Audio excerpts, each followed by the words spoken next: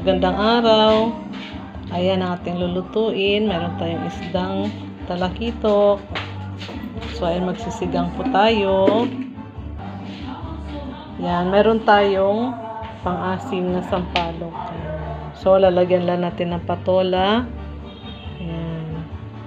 Kamatis, sibuyas, and talbos ng kamote. So, ayan po, slice lang natin itong isda. Ayan. So, ayan, mga ulo lang ang ating isisigang. Ayan, ulo lang ng talakito.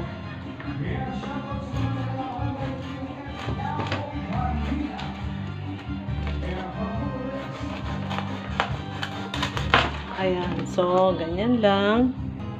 Ayan, slice na tayo ng ating sibuyas, kamatis.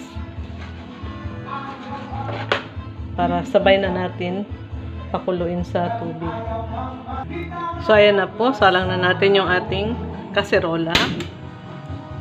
Ayan, pakuluin na natin. Isabay na agad natin ilagay yung ating kamatis at sibuyas. Ayan. So, ayan yung ating ihahalo. Ito yung ating sampalok. Lalaki, fresh na sampalok. So, habang pinapakulo natin yung tubig, babalatan na natin yung ating patola. Ayan, lagay muna natin yung ating pang-asim, ang ating fresh na sampalok. Sabay natin sa pakulo. Ayan, so ayan na, kulong-kulo na yung ating nilulutong sinigang. So, ayan.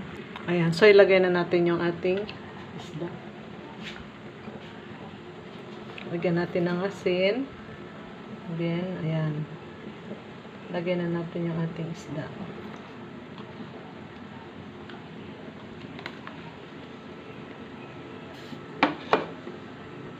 Sunod agad natin yung ating patola.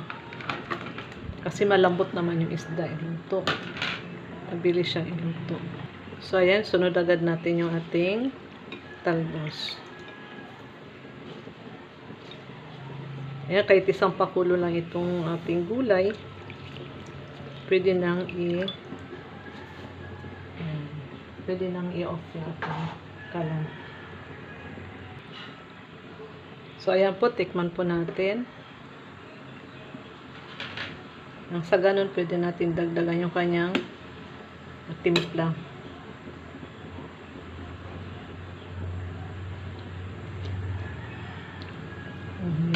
Asim. Medyo kulang ating asin. Dagdagan natin ng unting asin. And then, lagyan din natin ng patis. Ayan. Kasi masarap yung patis sa ating panlasa. Ayan.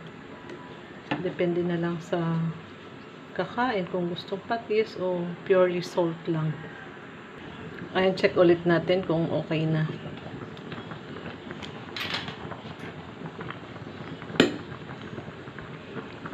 Ayan, sakto lang yung ating gulay. Para hindi naman siya overcook. Ayan. So, pwede na natin off yung ating burner.